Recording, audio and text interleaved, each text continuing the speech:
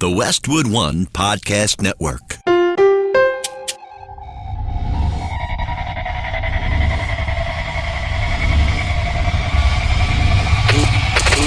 Never Quit.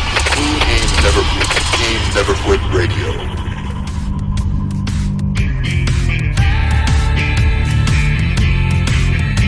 You ever think about quitting? It's the combat of life, hammering the snot out of you. Well, stand by, dig in deep, and get ready to get fired up with us. Welcome to the Team Never Quit podcast, the #1 podcast that inspires you to fight on. I'm your host, David Rutherford, here with Mr. Never Quit himself, Marcus Luttrell. Our mission is to help you embrace the suck of life, to teach you the values of working your ass off, and to interview the most hard-charging people on planet Earth. We know life is hard.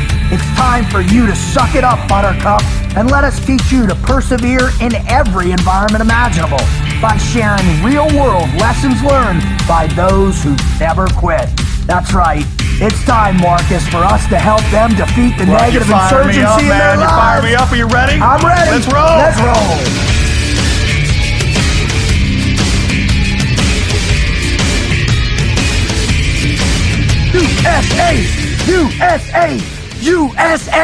USA. There's always, like, in my mind, some kind of limit, like you only do 3, then you taper off. What about you? I mean, do you just keep going? How long do you go, Wizard? How long do you go, Marcus, with the USA chants?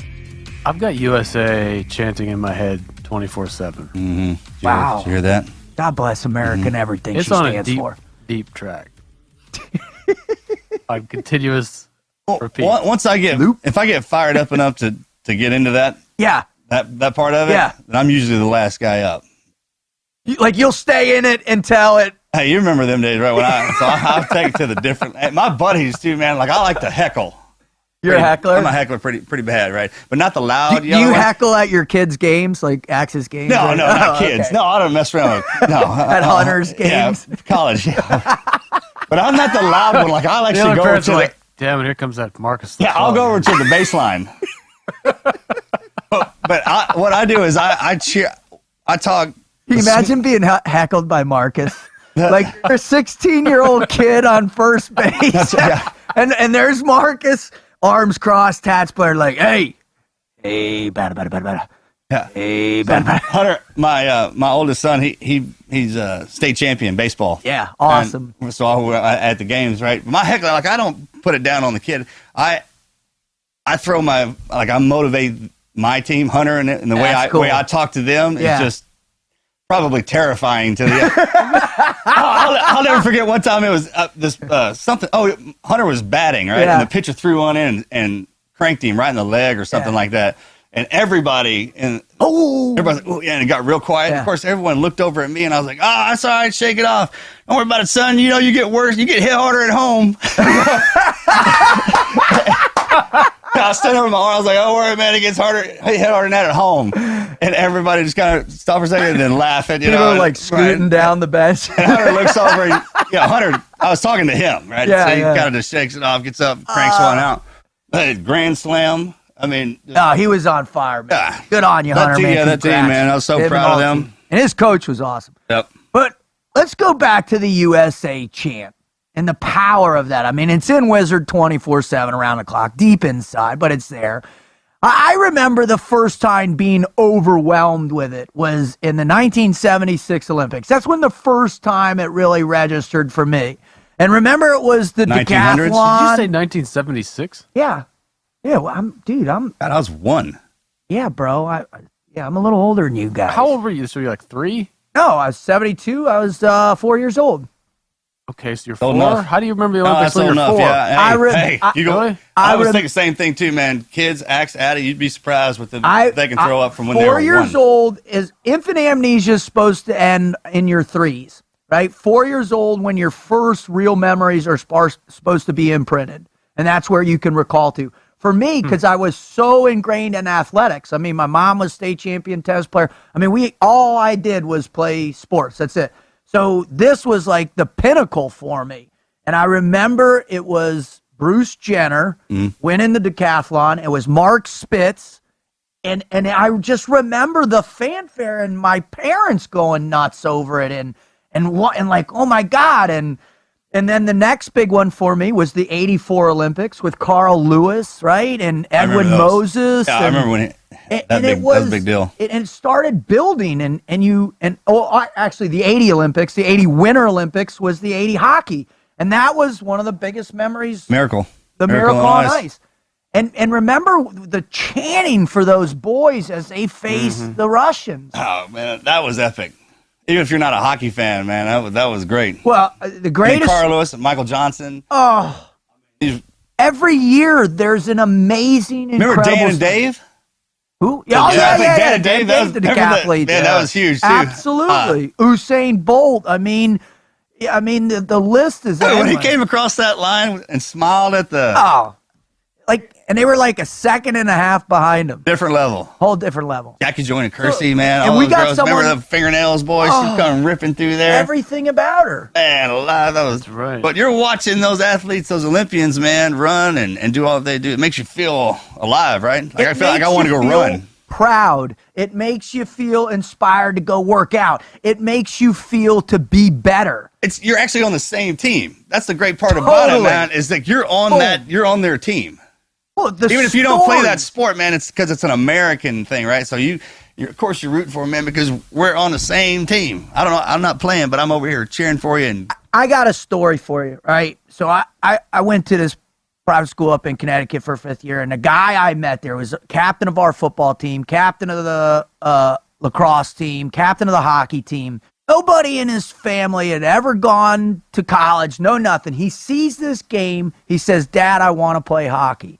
He gets so good. He gets accepted to this private school, right? Becomes captain of the team, gets recruited by Harvard, goes to Harvard, graduates from Harvard, is the captain of the Harvard hockey team, wins the national championship, and ends up getting a tryout with the Rangers.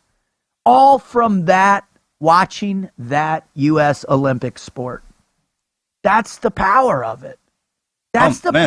Those athletes they changed lives. Look at like Simone. Here's one of the coolest parts about where I grew up, man. Bella's gym is down the road from me. They're neighbors, and he is out in the middle of Podunk, nowhere. Is he really screaming? You'd have to be lost to get there. You had to be lost to get to my house. That's true. So Morgan and I and everybody, we trained out there. So I would run past his gym on the long runs. On the long run, yeah. And which was like a mile. Yeah, a little under, maybe. And man, it was motivating. You're working out and just knowing that the champions are down the road. The greatest in the world. Greatest in the world, man. Train out of that place. And that's the beauty of the Olympics too. It's a world sport. And the best people from every country, whether you're on the Jamaican bobsled team or you're from Mozambique, and you're a Olympic sprinter or something. It doesn't matter. That's the beauty of it, right? It's from all over the world. And it's the one place I feel like we can really let go of all the politicism, all of the, anything. And sport becomes the way we communicate. And it's pure. It should be, in a perfect world, it'd probably be the way we should fight. That would be pretty cool. Right? It's like, yeah. We got problems with them. We're going to whip your butt on the football field every year. That would be cool. That'd be cool, wouldn't it? I love it. You know what else would be pretty cool, I think, is if, before we get into that, we talk a little bit about what it might be like to wake up pain-free.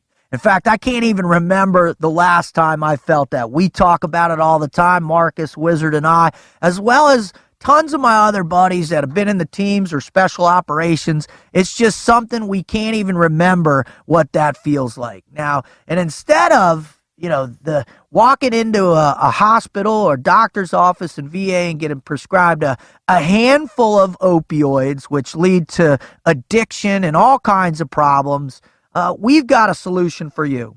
BioWave is the life-changing, non-opioid, effective way to block chronic and acute pain. Man, this device is unbelievable. In fact, 85% of the people who use BioWave experience significant reduction in pain from just one 30-minute treatment. One 30-minute treatment, and you're on the path to salvation.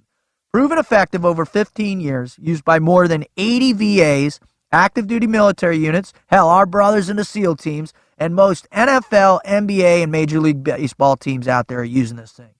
BioWave is VVA recognized, VA prescribed, FDA cleared, and made in the good old US of A. Now listen, if you're one of us, if you're a veteran, or you're even active duty military, and you do not want to go to the VA to get prescribed another handful of pills, you don't want to risk it, you got too much going on in your life, and you're just sick of the pain, because this happens day in and day out. We hear it from people, our brothers, all the time through the show. If you want a safe, non-opioid, and effective way to help manage your pain, please go to biowave.com and learn how to get treatment at no cost, brothers. No cost. Visit biowave.com. You can read some insane testimonials, some incredible things from our veterans, active duty military, sports people, and everybody else, as well as get into the science of how this works, because it's really the science that separates this device from everything else. BioWave is designed to block pain at the source and is like nothing else out there. Visit biowave.com, smarter pain blocking technology. So the woman we got coming on now, I think she fits in to that realm of inspirational Olympic athletes of some of the most inspirational Olympic athletes of all time. I remember watching her in London in 2012 at 17 years old and doing what she did and having my mouth wide open.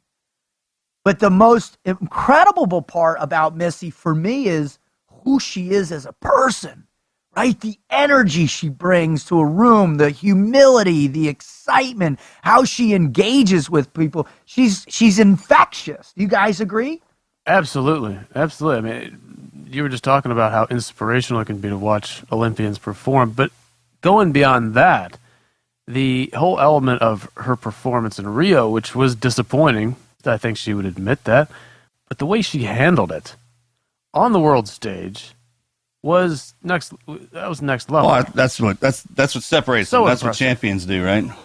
That is what you're right, because athletes inspire us by what they do. It's the marvel in how good they are at that particular sport, but when they come off the line, right, and they inspire you when they open their mouth, and it'd be awesome to see, because swimming is such a sport that you have to. Well, all the Olympic sports are really, man. But in the pool early, and as inspirational, as outgoing, as bubbly as she is, man, her other life, what she does, swimming is part of that, very much a part of that, man. But to inspire people outside of your sport, that's how you know you're dealing with a special person, a champion. Yeah. Mm-hmm. So we got to introduce Missy Franklin, right? I don't want to get ahead of myself here. Because there's probably three people out there that don't know who she is. Maybe let's do a real quick rundown.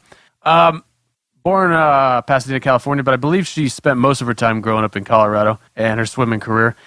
Went to the University of California, and where she was four-time NCAA champion between 2012 and 2015. But let's back it up a little bit, because she got started swimming in the Olympics even earlier than that. Her debut, which you referenced earlier, was in 2012. That was in London. Badass. At the age of 17, where she knocked out 5 medals, 4 gold, 5 medals, 4 gold. Setting world records in the 200-meter backstroke for the long course, which still stands, as well as the world record for the 4x100-meter medley relay on the long course. And she holds 2 more American records in the 100-meter and 200-meter backstroke. I remember that backstroke swim. I didn't know who she was. Remember when she was crushing it, they were screaming her name. I was actually walking back and forth in front of the TV. I was at Exos. Yeah. And, man, all the boys, all the athletes, and everybody, they were all staring up at the thing, man, and she just crushed people, destroyed. I remember watching that in a casino in Panama City. Don't tell me that, dude. You're a derelict. What were you doing? Never mind. I was getting paid. Oh, check. That's awesome, man. There's like 3 or 4 of us in this casino in Panama watching this.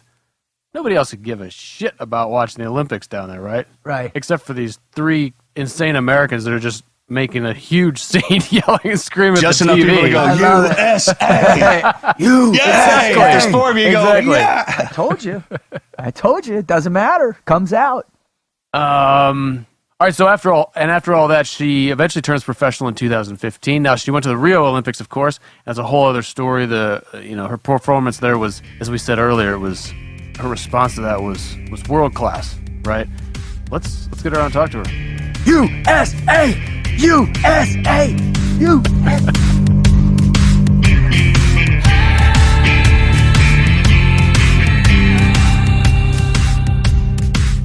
USA! USA!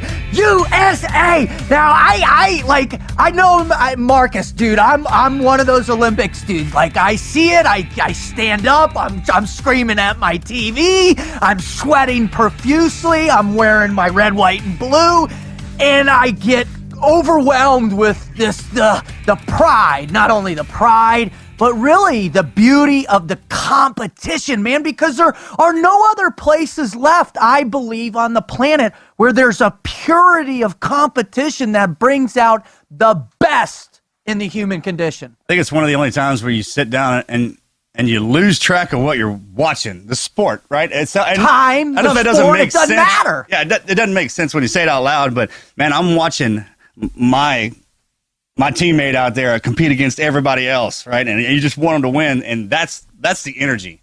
It's the pure energy, right? And it's that connection. So, in its purest form, right? Because you got everybody's a fan of something, but when the Olympics roll around, man, you're a fan of the Olympics. So I'm a fan of badminton. I'm a fan of weightlifting. I'm a fan of everything. But one of the greatest things that I gotta tell you is this woman that's on with us today, and there's multiple reasons, and I'm going to quickly say this, and I got to flatter you, Missy, just before I bring you on, but because you not only are you one of the most unbelievable competitors I've ever witnessed in my entire athletic life, which started at 3 years old myself, but also the way with which you carry yourself, the positivity you bring to not only the sport, but to people, and to gracious, your humility, but it's just the energy you possess. It translates across all levels, and it is just an incredible honor and privilege for Marcus and the Wizard and I to have you on with us. So welcome to the show, Missy.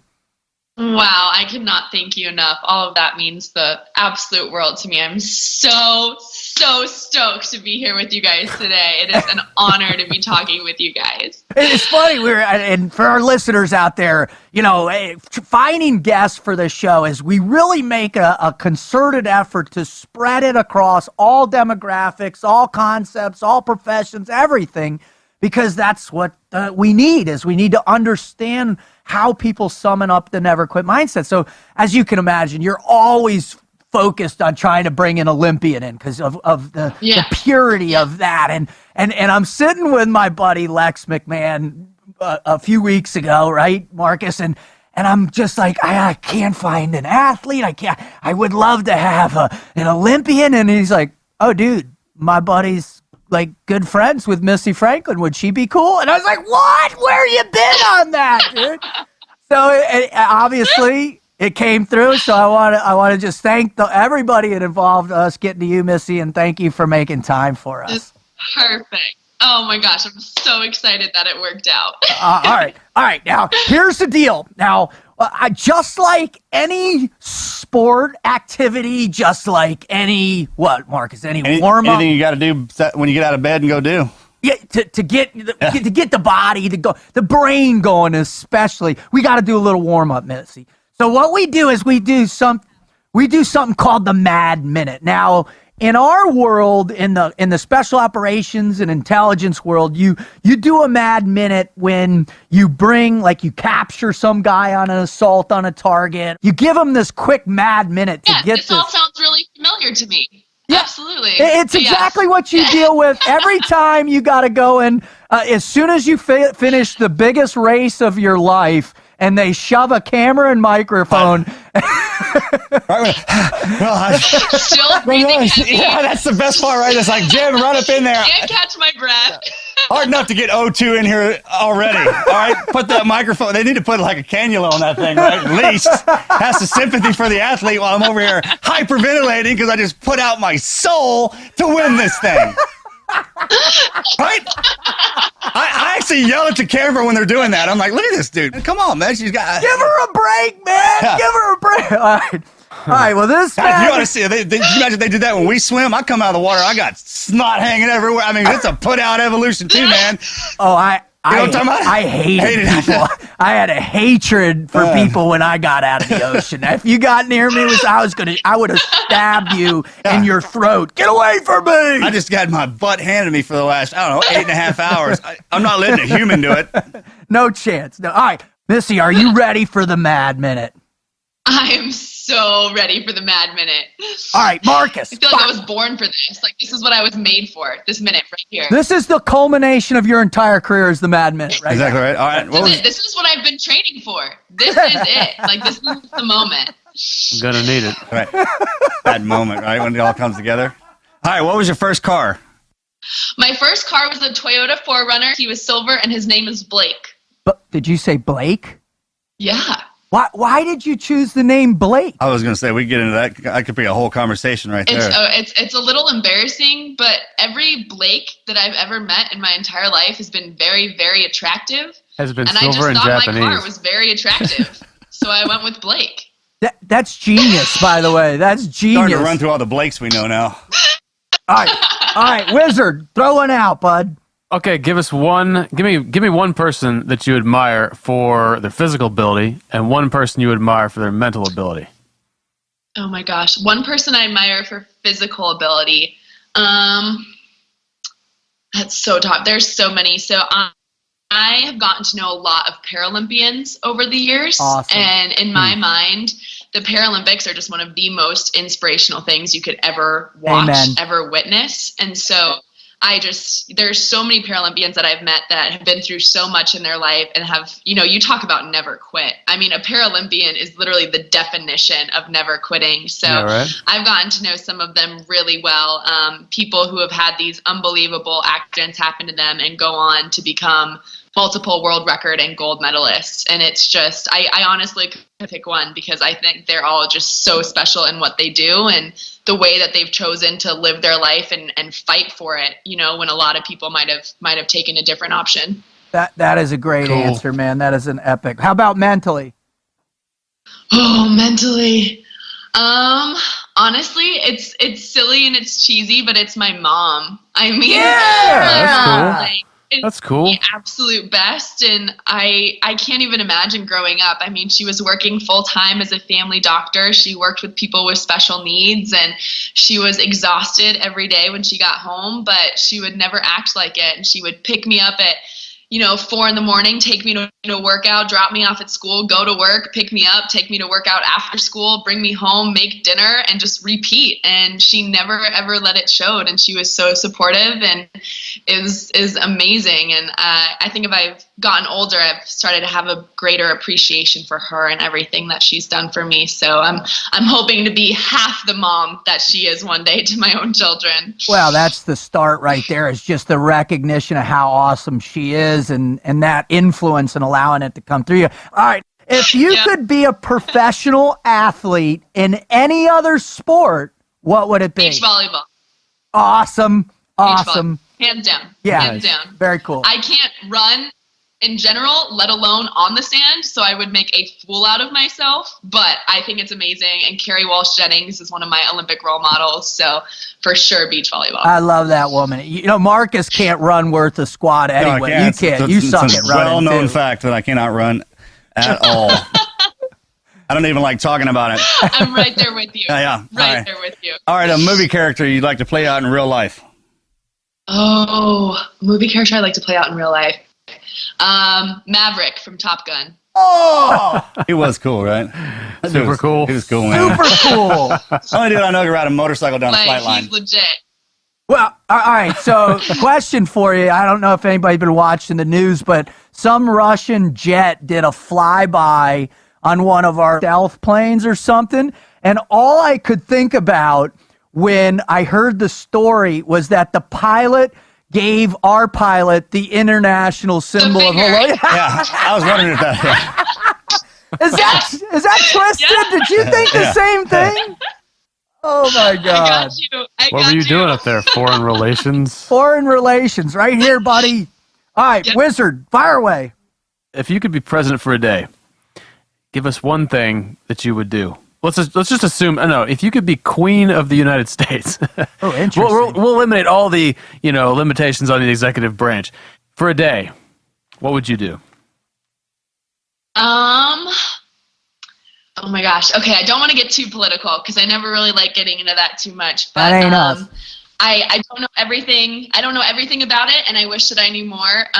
But my dad works for Clean Tech Open, and he's very passionate about the environment and working for our planet. So I would try and figure out a way to reconcile the Paris Agreement and figure out a way to make that benefit everyone that's a part of it, so that we can do what we can right now to save the future of the only home that we have. I love that. That's a great answer right there. I think that's the first legitimate answer we got. Matt, we had a guy on, Matt Best, who's a former Always back to Army this. Ranger, is a big social media guy, and he's got a bunch of YouTube videos. And he said, if I was president for a day, I would create an international incident. And I don't know what that meant, but you're the first one who actually gave us a legit answer. I love it. What did that mean? Yeah, you don't know with Matt. That's the No, crazy he went thing. on to specify that he would sleep with Putin's wife. I forgot that it was that detailed. That seems That's poignant. the second too. reference to Russia and international relations. We're going to go for 3. I would also, go bowling in the White House. That's that seemed, cool. A little bit more secondary to the important stuff. I think it's right up there, right? That's a memory. Did you bowl in the White House when you went? No, No? not yet. Oh, that's right. Yeah. You'll be there soon, dude. Yeah. All right, go for it. All right, would You you? gotta do it. You gotta get a strike for us. Oh, well, You gotta I'll do video it. I'll send one of the balls through the ceiling over the top. I'll make it memorable. Marcus will be the first person in history to dent the White House bowling floor. God dang it. Go for it, bro. All right. Would you rather always lose or never play? Ooh, good one. Oh, always lose. Yeah. For sure. Wow, that was Absolutely. a great question, dude. When did you pull that one out? I was thinking about it. There's that fine divider between what we have to do and what everyone else does, and I was just wondering what that would be, man. Always in the fight, right? Yeah, Yeah. that is a great question, Yeah. dude. I'm writing that one down. I'm going to steal that one next time. I would say always lose because I don't do what I do to win. I do what I do to learn, and I learn more when I lose. Well, and you love Amen. it, right? It's not a win and losing, Yeah. and that's kind of the unique thing about us too, man. It wasn't because we never trained for losing. No. I never thought about it. I mean, in my mind, we didn't lose. And me being known for the only SEAL that's had his ass with, it's bitter irony, but never. That's not the point. I digress. Love is blind. That's where I'm going. Great point. Oh, that's why I love you so much, brother. I love. All right. You're on the starting blocks of the next Olympics. You had to choose between 2 artists to listen to. U2 or Katy Perry. Who's it going to be? It's gonna be Katy Perry. Yeah, I love it. I'm trying to make the transition. Note that you're the only one that cheered for that. Well, no, because I have 2 little girls, and they're into that kind of pop music, and I'm trying to make the transition. Trying to embrace it, dude. huh? I have to. Otherwise, I'm the I just love something fun. Yeah. Anything that makes me want to dance, that's the kind of mood I need to be in before I compete. So as long as I have something like that, I'm set. Well, one of my favorite things that I saw about you and that I heard you say was, you said, someone asked you, what do you do right before you start on the block? And you said, I smile. And I just thought that was so wonderful to hear. And that's the whole essence of why we do anything, right? For that joy and passion. Yeah. I really did. Why is that, Missy? Absolutely. Why is it that you smile? What does that do for you? For me, it helps me keep things in perspective. That, whether I'm smiling before the most important race of my life at an Olympic Games, or whether I'm smiling before, a really hard practice that I'm going to have. It just helps remind me that, I do this because I love it and because I want to inspire people. And if I'm out there having fun, like that's what's going to be inspiring to people. I'm going out there and fighting and doing my best. And that smile always just reminds me that, like, I'm so loved, and I've had so many blessings throughout my entire life. And it's just swimming. It's something I love, and it's something I care about, but it's not something that defines me as a person. And I love it with all my heart, but it's me. So I'm just going to go have fun with it and see what I can do. Amen. Amen to that. I love that. You know what? I think that's a great place to end the Mad Minute. Thank you very much. But before we move on, I just have to bring this up, right? If anybody out there's like me, you've been wearing the same uniform for the past 20 years, right? I've got my Converse on, I've got my cutoff BDU tiger stripes, and my holy brown tee from Buds, man, and it just ain't cutting it. Just ask my girlfriend. Well, guess what? There's a solution for guys like us out there that are struggling, that are working our butts off, who hate going to malls. I don't even know if malls exist anymore. Do they, gents? Well, we've got a solution. That's StitchFix.com. Now, Stitch Fix is an online personal styling service that finds and delivers clothes, shoes, and accessories to fit your body, your budget, and your lifestyle, which is nuts like mine, right? Just go to StitchFix.com/TNQ, tell them your sizes, what styles you dig, mine is tactical, by the way, and how much you want to spend on each item. You'll be paired with your very own personal stylist. I'll probably have to go through 10 of them, but we'll find one for me, I guarantee it, who will handpick items that they will be sent right to your door. Think about that, right to your door, where you then pull it out, try it on, and you pay only for what you love, and then return the rest. Shipping, exchanges, and returns are always free. Always free. They give you the labels, the bags, everything. There's no subscription required. You can sign up to receive scheduled shipments or get your Stitch Fix whenever you want. Stitch Fix's styling fee is only $20, which is applied toward anything you keep from your shipment. Easy day, right? Now, here is the deal. If you get started right now, today, at StitchFix.com/TNQ, and you will get this, 25% off when you keep all the items in your box. That's 25% off when you keep all the items in your box. That's StitchFix.com/TNQ. Get started today. I'm telling you, you won't be sorry. Your loved ones won't be sorry, because finally, you will have some style. All right. Now, on a serious note, here's the deal.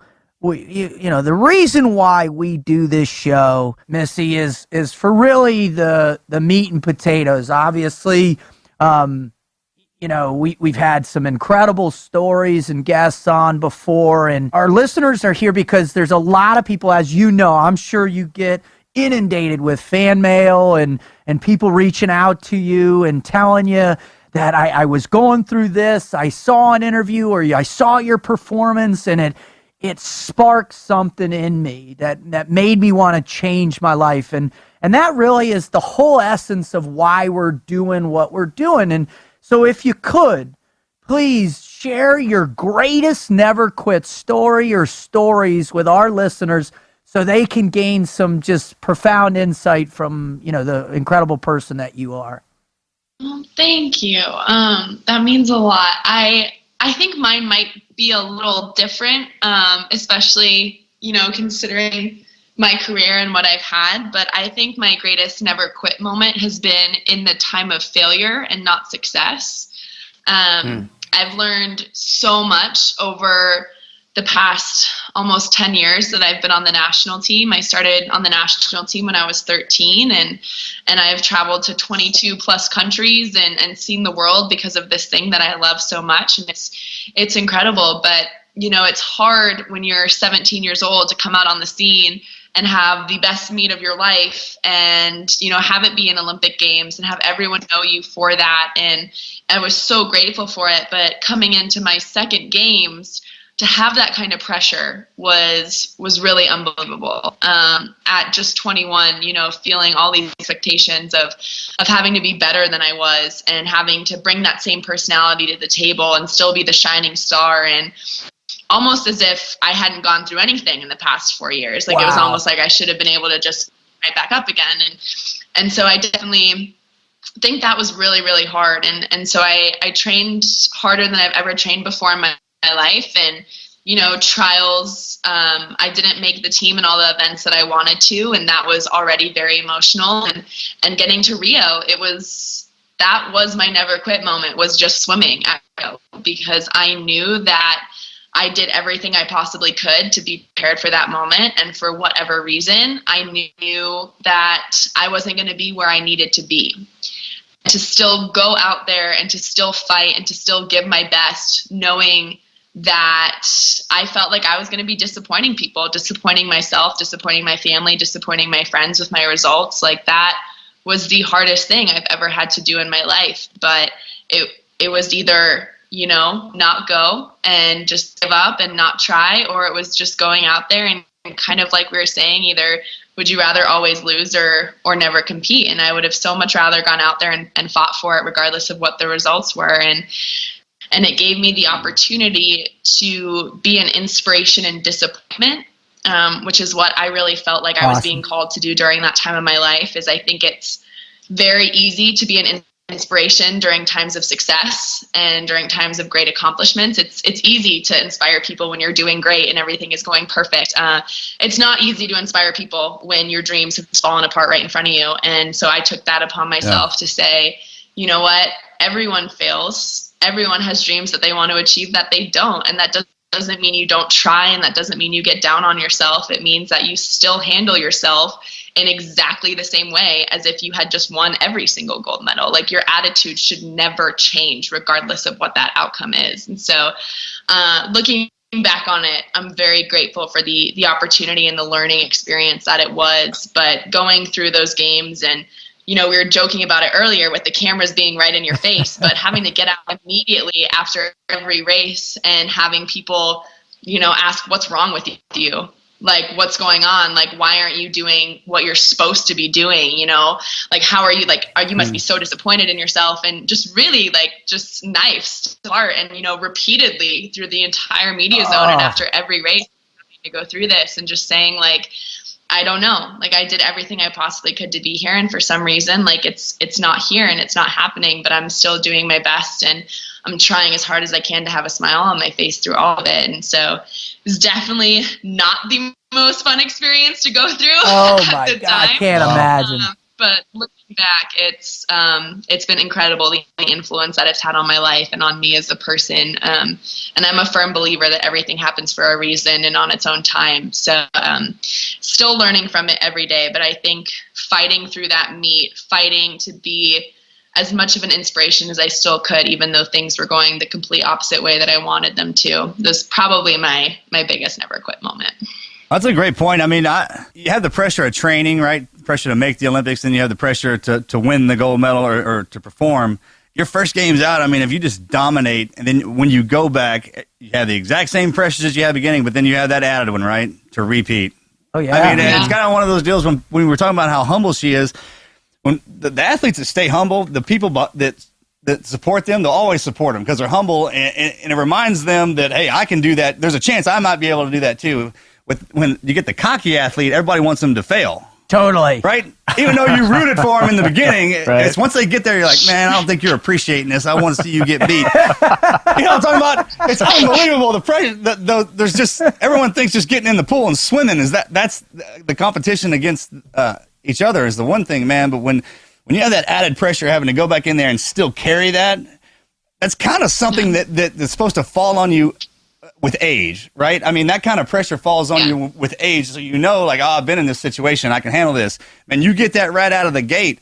A lot of people crumble under that pressure. They don't perform the next games, man. That's it. It's they get that mental gap in there. And you're right. The people coming out, they're just like, man, that sure was a bad swim. What's the matter with you? You cramping up? Did you have bad dinner last night? I mean, what's going on? Yeah, like, I don't know. I put out with everything I had.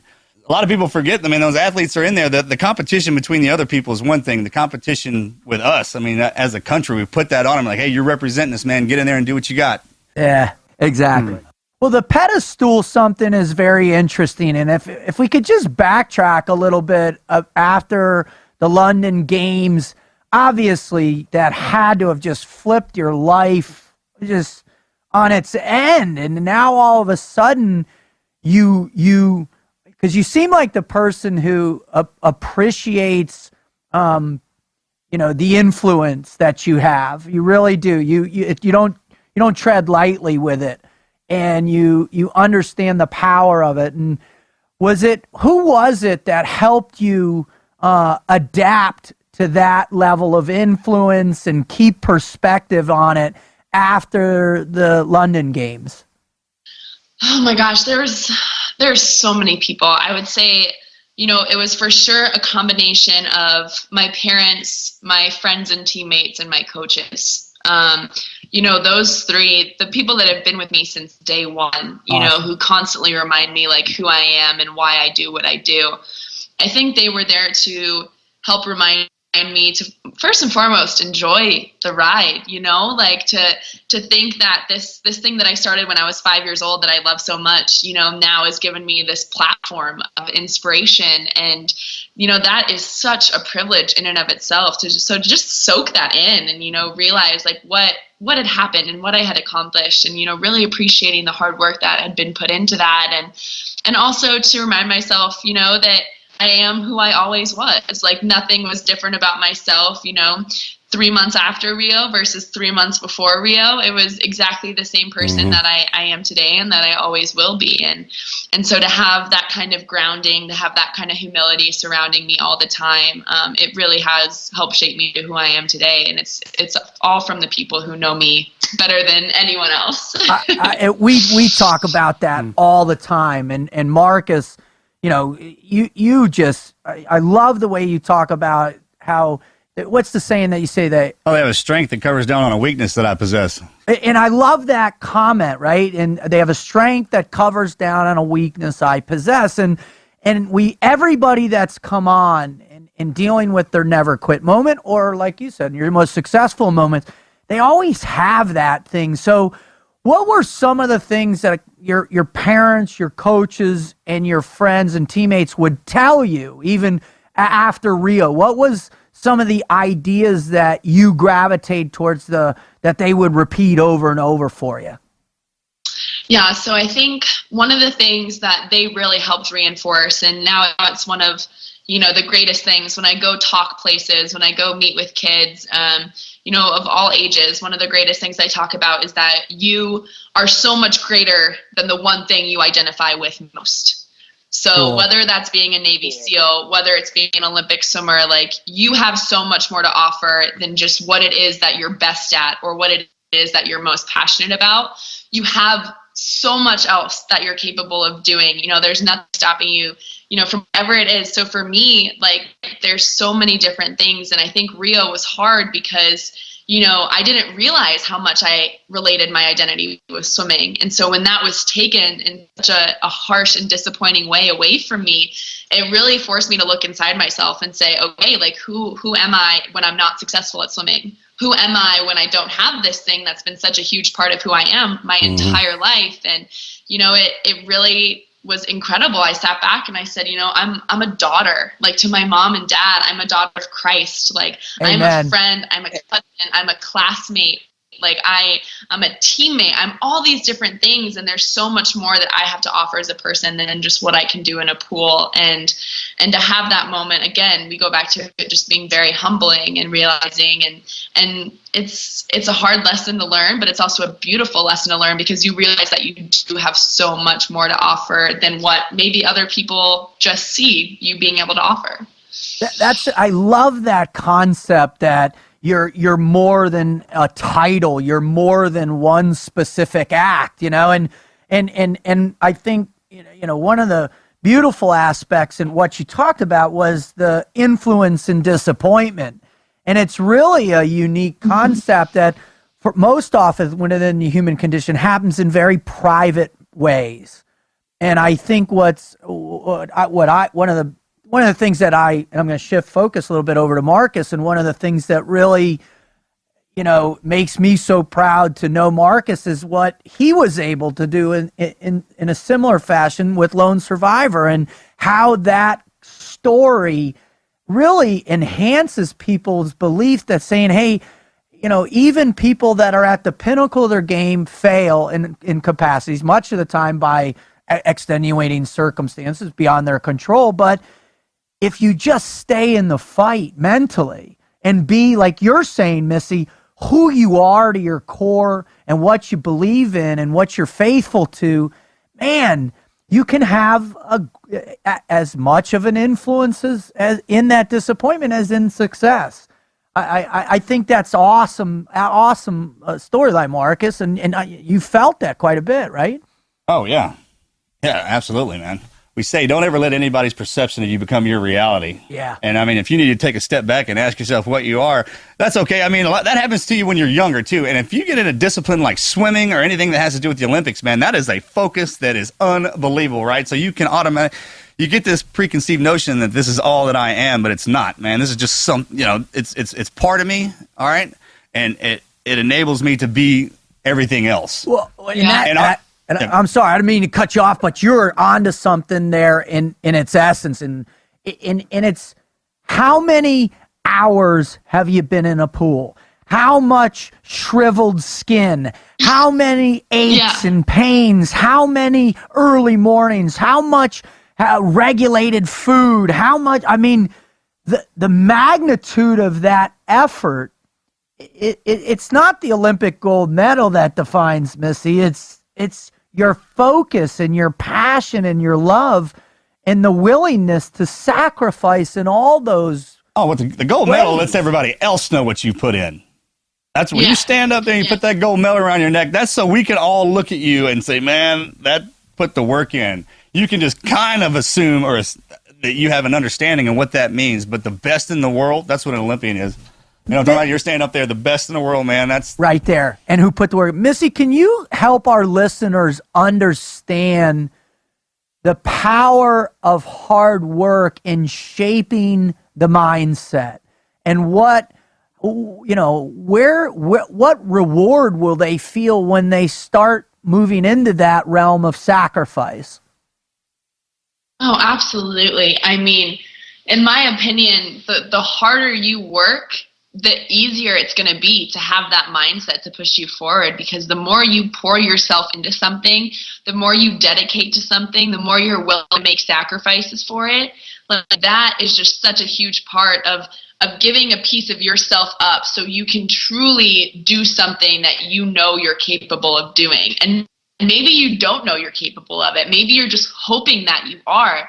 But the fact that you're putting yourself into this position that's giving you a chance, like, that's all that matters. And for me, growing up, it was so easy to make those sacrifices and to work my butt off because I loved it. I absolutely loved it. And when you love something and when you're going into it every day, saying, all right, today I have the opportunity to get better at what I love. And that is not a right. There are so many people who would love to do something different than what they're doing, who would love to get better at something that they're passionate about, and they don't have that opportunity. So the fact that I had that every single day, it was amazing, and it was a blessing, and it was something that I was never, ever, ever going to take advantage of. And so while there's, of course, like you guys know, so many mornings at 4 a.m. when the last thing I want to do is get out of bed and go jump in a freezing cold pool in Colorado. Like, those were the days where my trainer used to always tell me, Lauren Landau, he would say if some guys didn't show up to work out, he would go, oh, well, I guess they like the feeling of their pillow more than they like the feeling of success. Awesome. And it's I love easy that. to get comfortable. It's one of my favorites. I live by it now, but it's one of my favorite sayings that people like to be comfortable. And chances are, if you're comfortable, you're not doing it right and you're not doing enough. I love So that. it's about getting comfortable and being uncomfortable and pushing yourself to the point that's new and different for you, because that's what's going to get you to places that you never even knew you were capable of being. Well, I mean, that's Olympians carry a weight similar to what we carry in the military. I mean, we get up first thing in the morning before the sun's even up to go out to get into the misery to train. And then when we have to go out and perform, we're performing not in front of our country, but ultimately it is, right? And if we fail, it's death. If you guys fail, that feeling of letting your country down's huge, man, on our part and y'all's, man. It's that similar pressure. It's just, it'll be overwhelming, man. It's big, for sure. Yeah. One of the things that I think that also that people...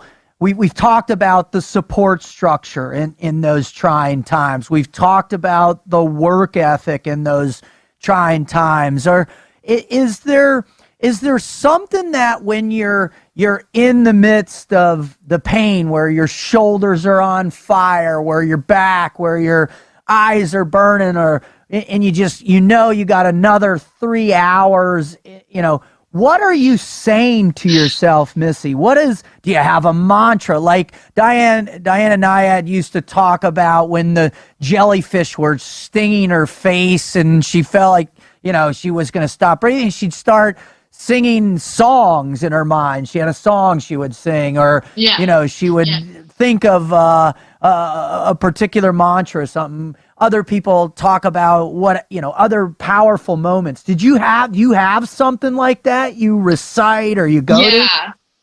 Yeah, absolutely. So I kind of have two things. One of them I think you guys will really appreciate, but my personal mantra, I can't remember who said it, but it's pain is temporary and glory is forever. Yeah.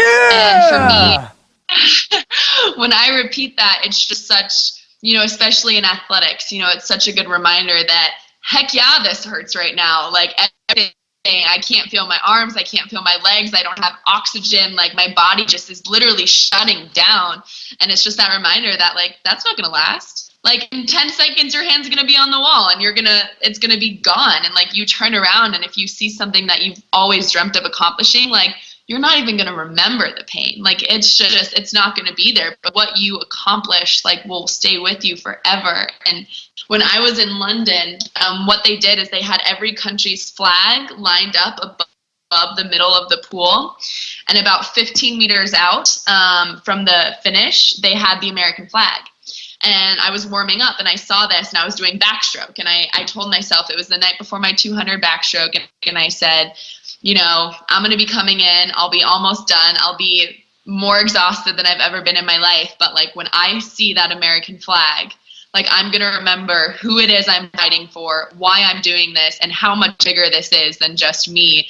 And I'm going to finish this race with all my heart and soul, whatever it takes. That's awesome. Oh, I love it. Did the 200 back and I saw that flag and it was that was all I needed, is that reminder to be this is so much bigger than you, and what you're feeling right now is nothing compared to what this race is about to bring you, but more importantly going to bring to other people. I think that's such a critical aspect to in any type of thing that you're driving towards, where that it becomes bigger than you. It's not solely about yourself. Yes, it's critical to have purpose and passion and drive towards accomplishing specific goals, but if you can put some aspect of servitude behind it.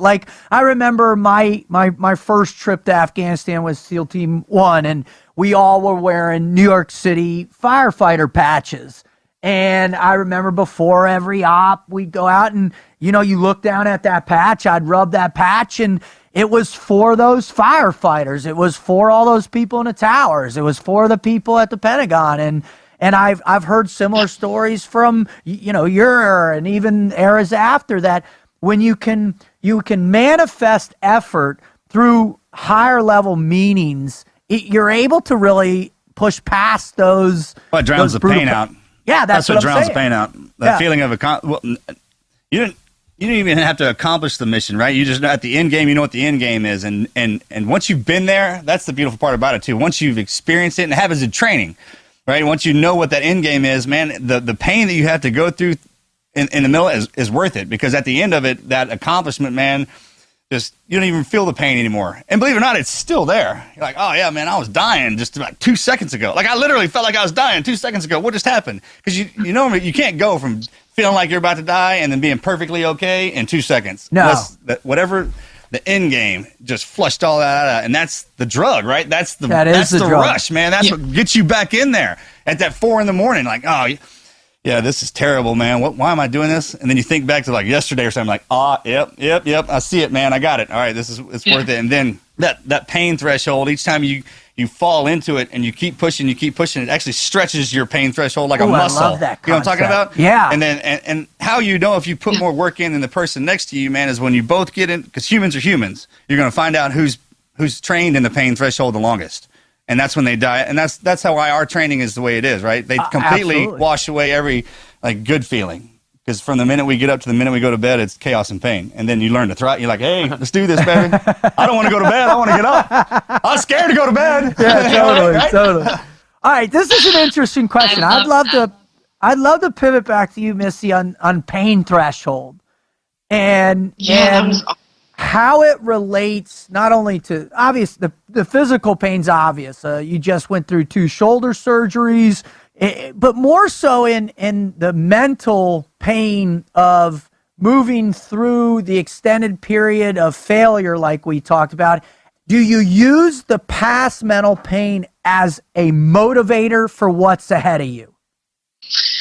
You know, that's an awesome question. And to be completely honest with you, I think I'm still figuring that out. I think I'm still trying to figure out whether or not that's going to be something that's going to help me or something that's going to hurt me.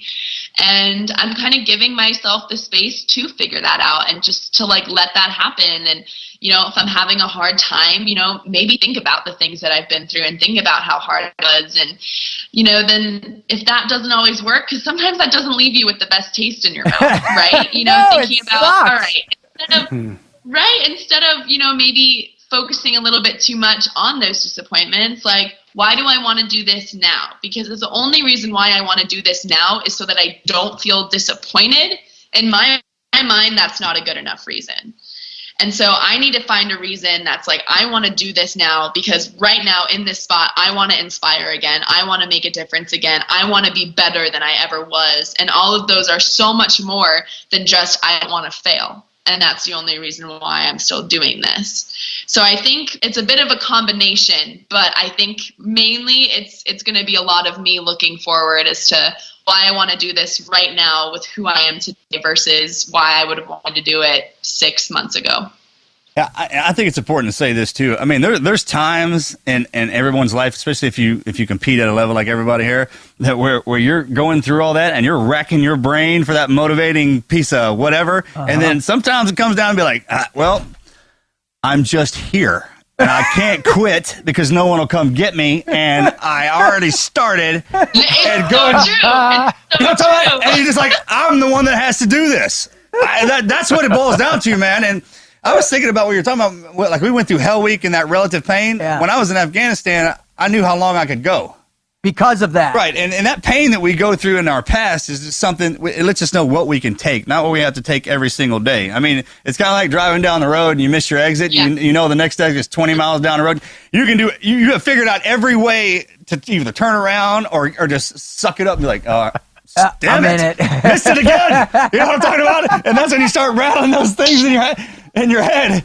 And it takes that kind of stuff, man. I mean, those people who aren't special or naturally gifted, if you're that knuckle dragger, you got to come up with that crap, man. Every day.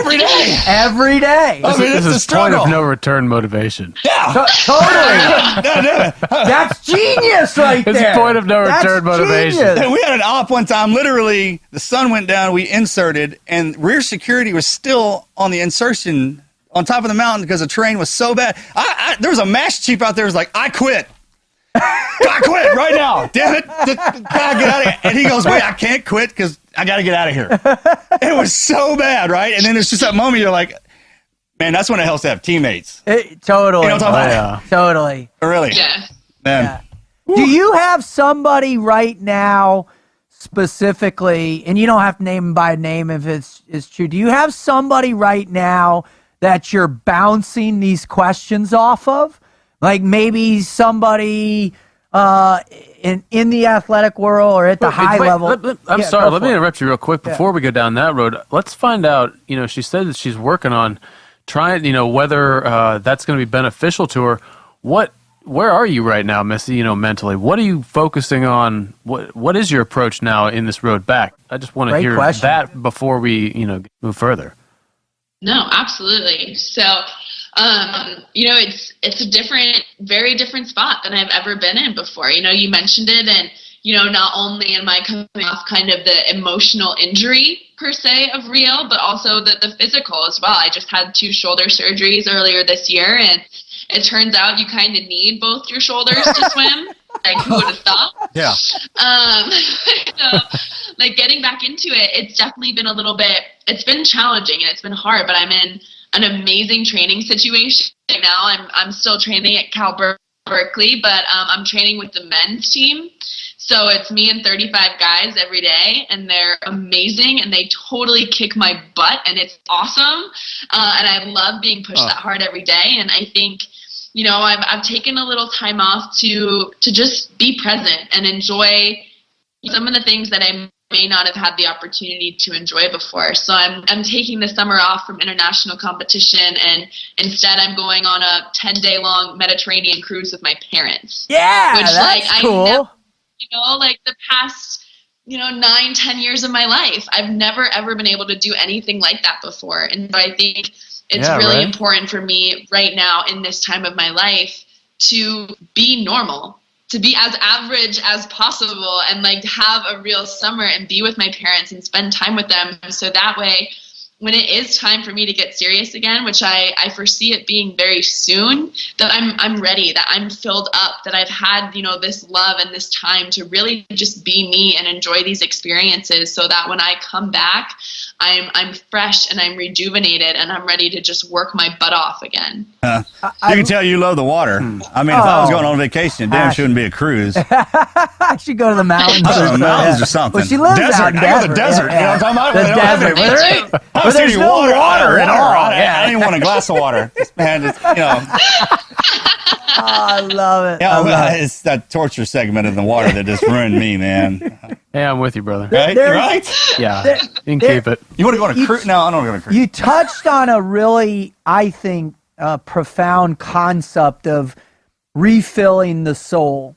And when that soul gets depleted, and whatever framework for a person it may be, whether it's a destroyed relationship, whether it's a failure professionally, whether it's some type of loss, or even just the truth of where they're at with their abilities, can be very depleting. And so refilling that recovery concept, but on a much deeper plane.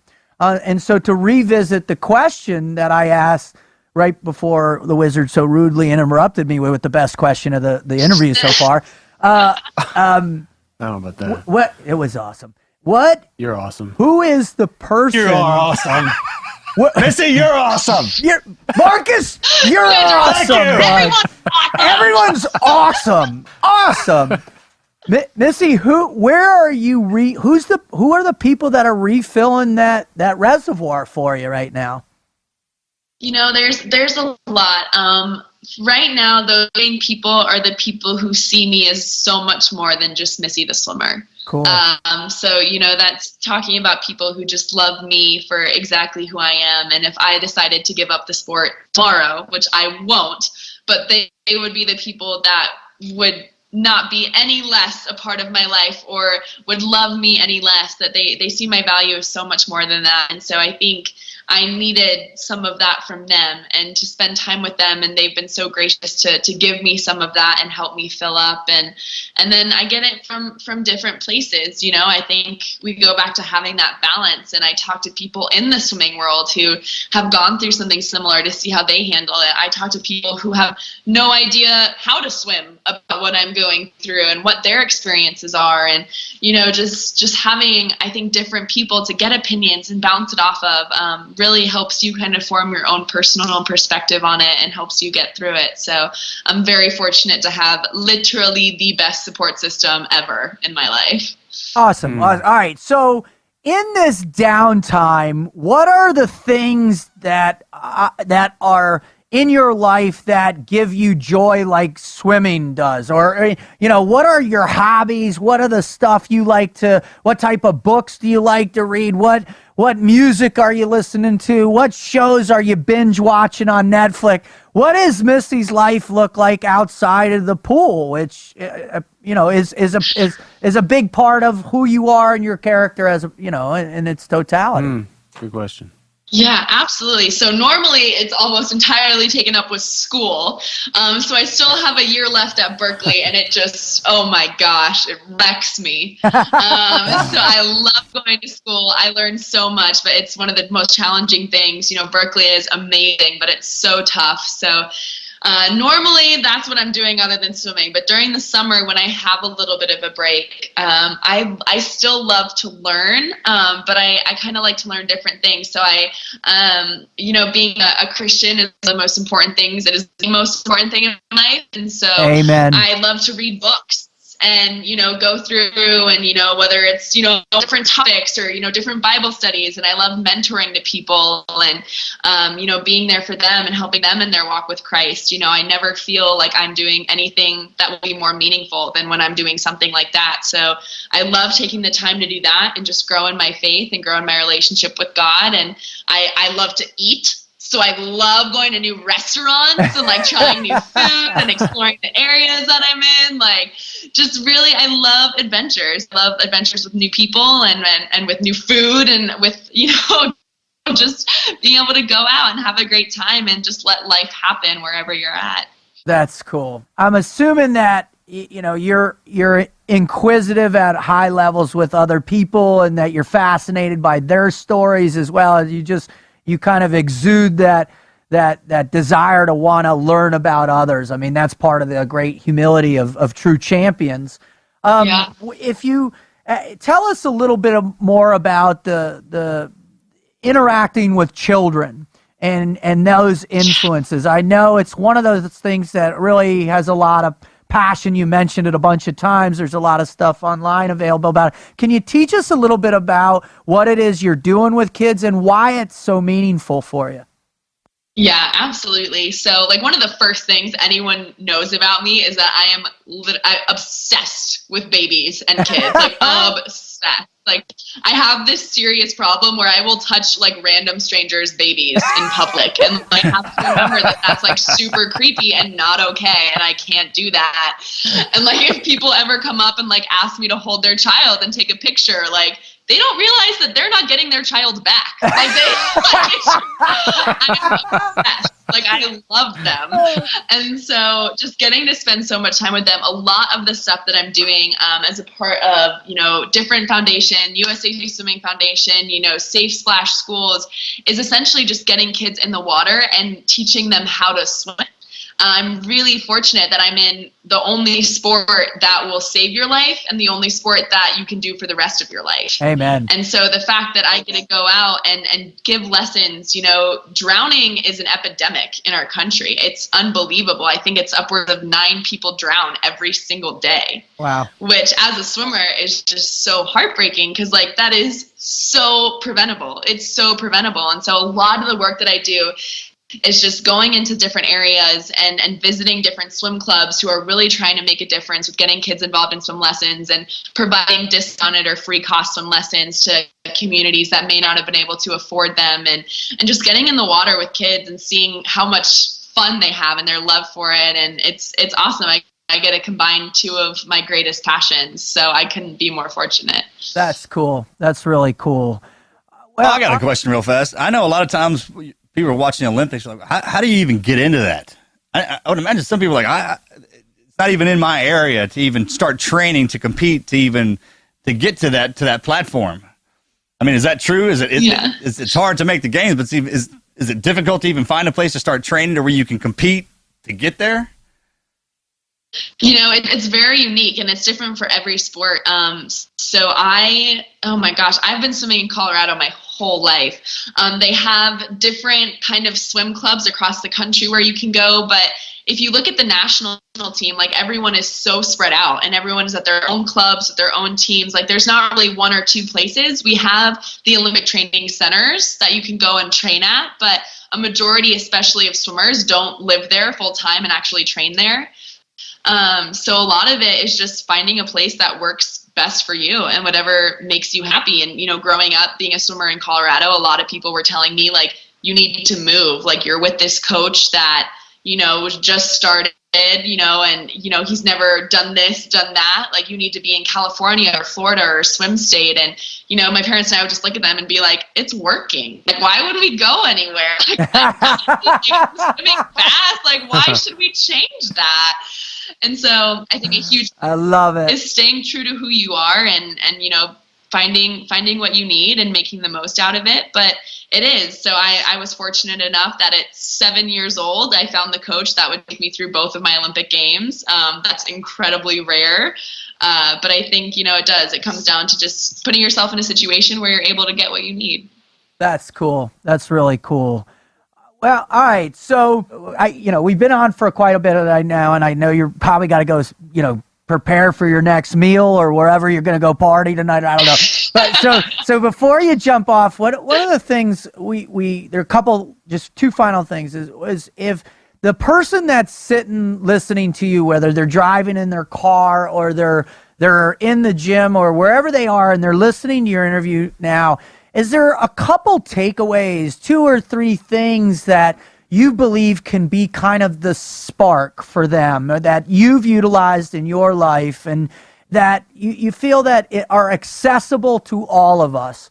What are some of those things that you think would be beneficial for a person to begin thinking about, acting on, and just to get that never quit mindset going?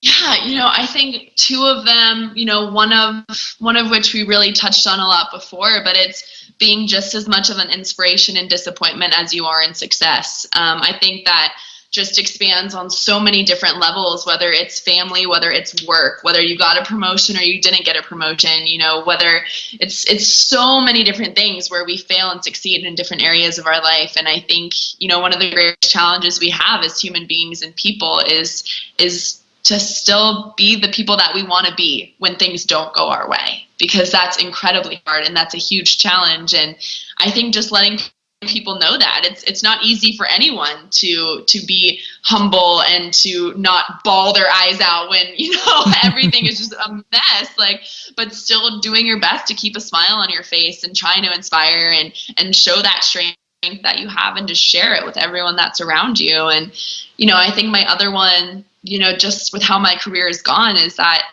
you may not know when or where your dreams will come true, but you just always have to believe that they will. And if you do, that will take you wherever you want to go. I could have never, ever in a million years imagined at 17 I was going to be leaving my first Olympic Games with 4 gold medals. I mean, it's just at 17, I never, ever, maybe later in my life, sure, but you're never too young, you're never too old. There is always an opportunity for you to accomplish something that you've always wanted to. And if you believe in yourself and if you're willing to fight for it, then there's literally nothing else that can stop you. I love it. Well, Missy, I want to, just to wrap it up, first off, in my estimation, your real career is just going to get bigger and bigger. The power and the impact that you have on people in the service to God, and what you're going to be able to accomplish in your life beyond your swimming is going to dwarf your greatest accomplishments, Mayor, because of who you are as a person. And I hope our listeners hear that clearly, that, great successes are a vehicle to bigger and better things and a higher level purpose. And Missy, I believe that your greatest accomplishments are yet to come. And so, that being said, I also want to thank you for representing our country in the most incredible, poised, humble, amazing level out of almost any athlete I've ever had the privilege to watch over all the Olympics I've watched. And it is a true honor and privilege to call you an American patriot and an American hero, and just thank you so much for the thousands and thousands of hours you've put in to make this country better. So thank you. Oh my gosh, that coming from you guys, it means the world, because I honest to goodness, I couldn't do what I do without people like you. I mean, you give me a free country to represent. And because of that, I've been able to live out my dreams. So it is honestly because of our military and the men and women that fight for us every single day that I even get to wear an American flag on my cap. So from the bottom of my heart, thank you guys for the hours that you've put in to protect us and to serve and to do everything that you guys do. It's truly, that's what being a hero is all about. And it's inspiring more than you know to me and to so many people. Awesome. Well, I tell you what, here's the deal. Here's the deal. When you win in that next Olympics, no pressure, no pressure at all, none. We want to have you come back on and tell your greatest never quit story again. Man, hear that story. What do you think? Is Done. that a deal? Done and done. Awesome. God bless you so much, Missy. Thank you. Praying for you. Likewise. You guys are such a pleasure. Truly, it was such an honor meeting you guys. And thank you so much for having me on. Yeah.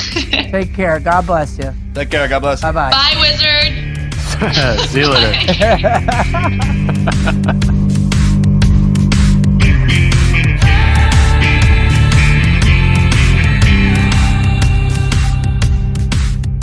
Marcus, Wizard, I know I say this every so often, but that young woman humbled me. Her poise and presence and maturity and wisdom is... You know, people throw out that much energy. They're absolutely fun to be around, no matter what you're doing. Were you watching her? Because every time it looked like she was fixing to open up a present. When she sits around and gets fired up. Oh, my God. I love hanging around people like that, man, because it's just like no matter what you're doing, you're like, look how fired up they are, man. Because the press... It's true. It's like that magnetic personality. Yeah. You want to take them when you know something's about, this could go, probably, whatever. So just make life fun. Yeah, let's bring in the... I love it. I think for me, listening to that woman is really... And we talked about it, and I think we're going to continue talking about it, was the influence and disappointment, and being able to, and her, the always, she said, always be an inspiration in your failure like you are in your success. That's heavy. It's deep. That was incredible, and I mean, she's performed it on the world stage, literally the world stage. And I was also, super impressed by that. It's not like she won. 1 gold medal in London, or she won 5 medals, 4 golds at 17. And set world records. And still possesses some of them, and comes back and has what happened, man. I mean, it's That's awesome. a great way to describe a champion, right? It is. How you act in victory is how you act in defeat kind of deal, man. And that's funny because we all look for that. We're waiting. We're waiting to see... Do you complain? Do you make an excuse?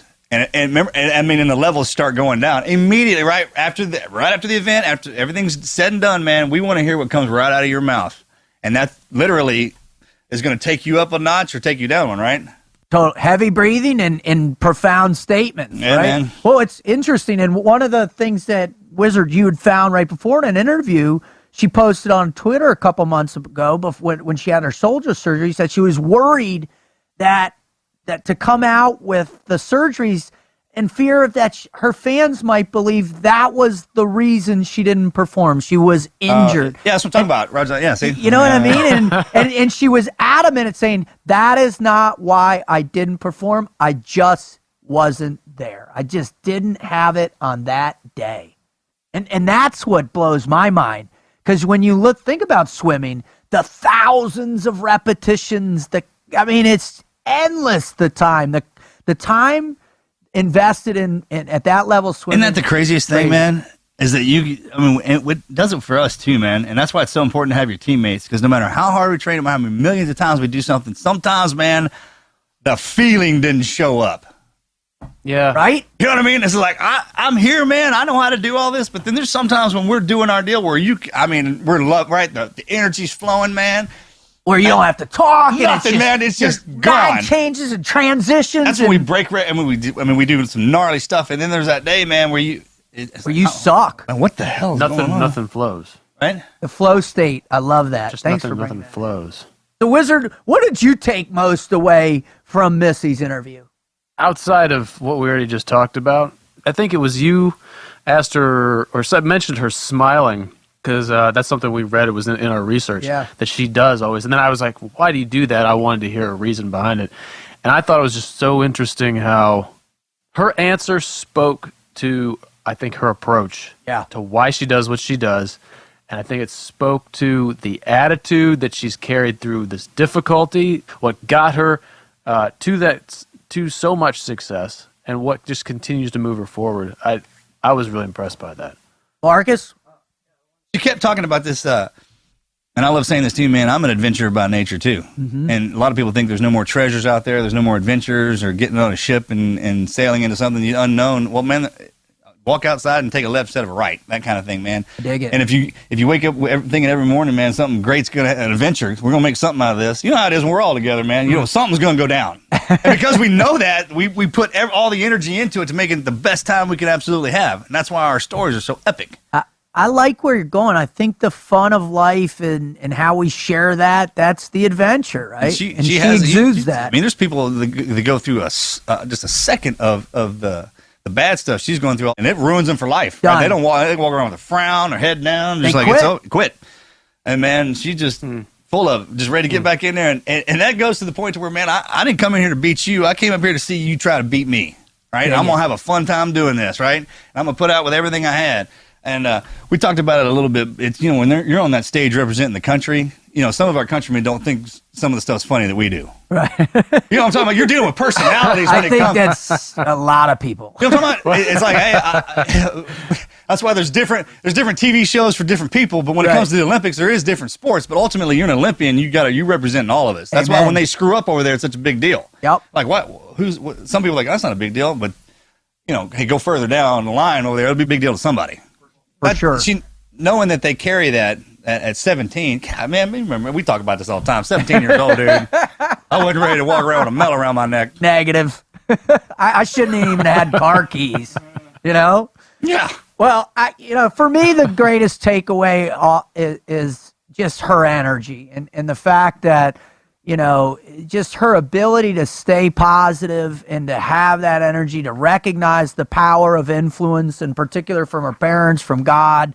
That's just an important thing, I think, in the never quit mindset, is that you have to be grounded in something that enables you to endure, whether it's the discipline of training, whether it's the brutality of failure on the big stage, or it's just the pain, the physical pain that is affiliated with hard work and failure and all those things. So the fact that she is who she is and has that spirit, man, it's infectious to me. I think it says a lot about the Olympics too, man, is that it doesn't matter if it's a male or a female competing or whatever the sport is, man. We're, you know, most of the time we're locked in. Oh, yeah. Same thing, kind of like with World Cup. Like, I don't watch soccer at all. But that World Cup comes on, I can't help. Man, I don't know what it is.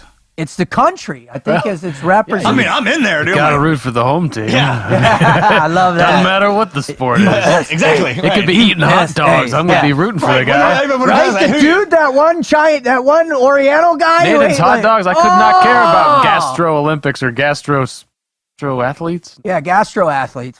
I tell you what, How if do it's you know international, that? if it's international, I care. Oh, and I'm gonna have my USA flag around my shoulders. What's up?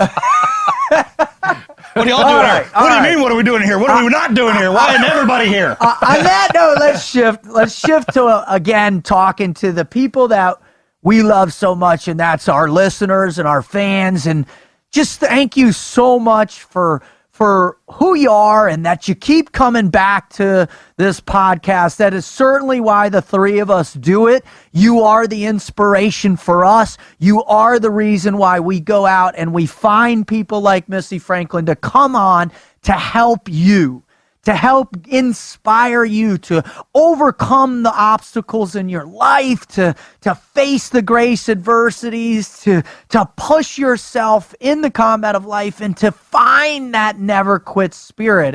And because of you, we're so blessed to be able to do this and to have fun doing it and to experience what we experience. Now, we always ask that if you have a particular story, you the listener, something that is meaningful and powerful and or just something that an experience you went through that could be shared and be beneficial to are the rest of our teammates who are listening to the Team Never Quit podcast, please write in. So today we want to share one of those with you.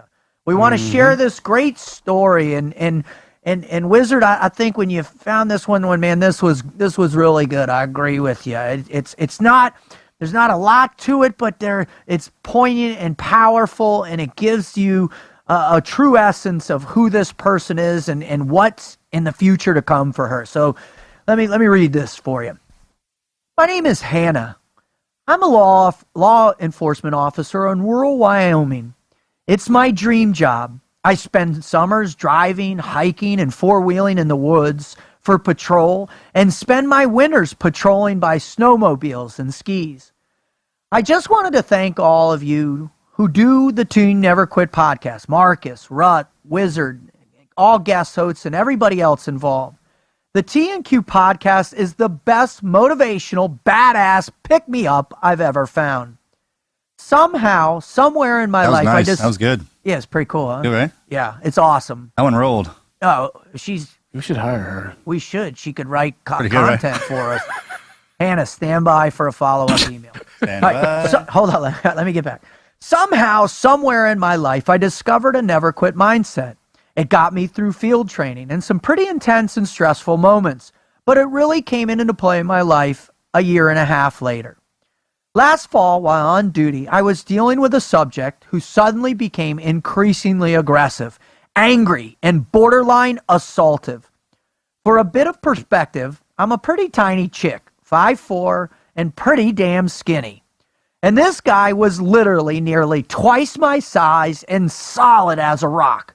A taser deployment, a vehicle pursuit, and lots of slightly profanity-laced shouting at gunpoint, and I finally got my guy into custody. My backup got there 5 minutes later after I had the suspect in cuffs. My brother in blue had to drive 90 miles an hour for over 30 miles to get to me. I work my butt off for the job I have, and I truly feel like I'm making a difference. But last fall's incident was a little bit of a bump in the road. It is a little bit of a wake-up call when all of a sudden you're convinced you might die, and die at the hands of a man twice your size, in the middle of the woods and in the dark. But I'm not going to stop dealing with bad guys just because one gave me a bit of a scare. The T&Q podcasts were a perfect motivator and inspiration for me after that incident. I know they will continue to be. They instill an even deeper never quit mindset and more motivation to work even harder, whether it be at training or at the gym or every day on patrol, so that I'm better prepared to take on the next great challenge that comes my way.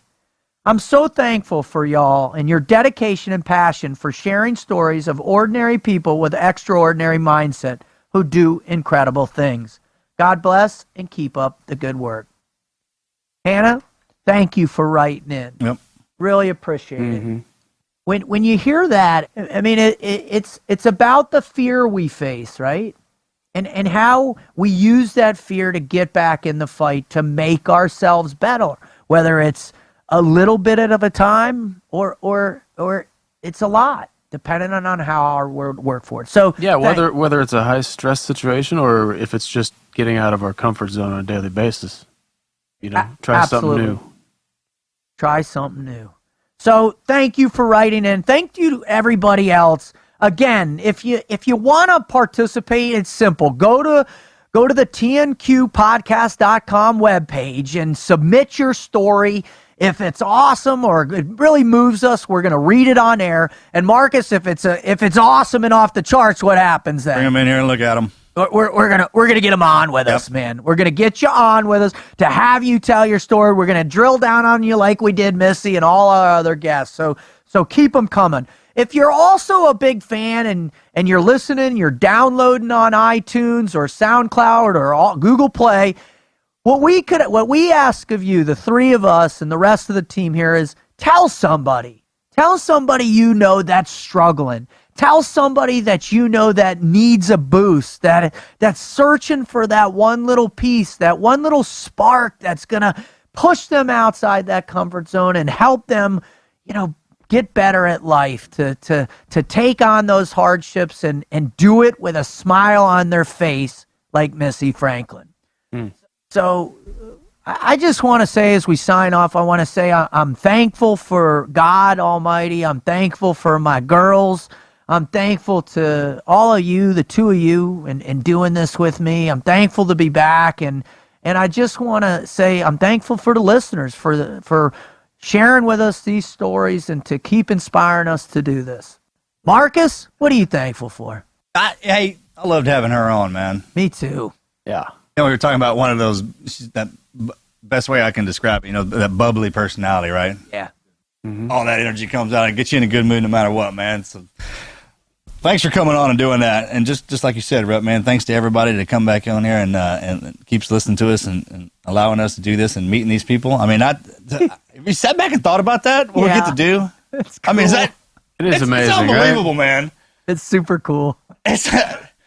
Today we're going to sit down and just talk to one of the most interesting, amazing people on the planet. Earlier, man. I was back no there. Big deal. I was back there working, and I was in the middle. And you know how we are, man. We get fired into something. I didn't want to leave. Yeah. And then I was like, man, dang it, dude. And I stepped back. I was like, wait a minute, man. Missy Franklin's coming on. I can talk to her. That's what we get to do. I get to go. I get to run in the house and hang out because I was staring at her. And man, that's just a blessing, dude. And I know that. I'm walking around like I'm grinning like a shit-eating bug. I mean, I shouldn't have said that, but I pull that one out.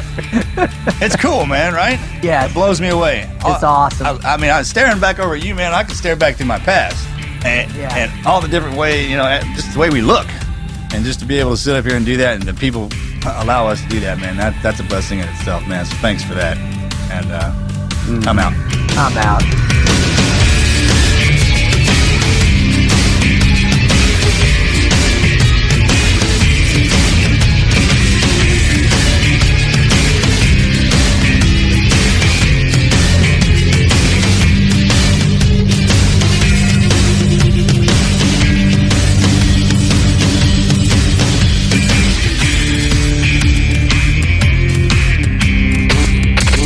Never quit.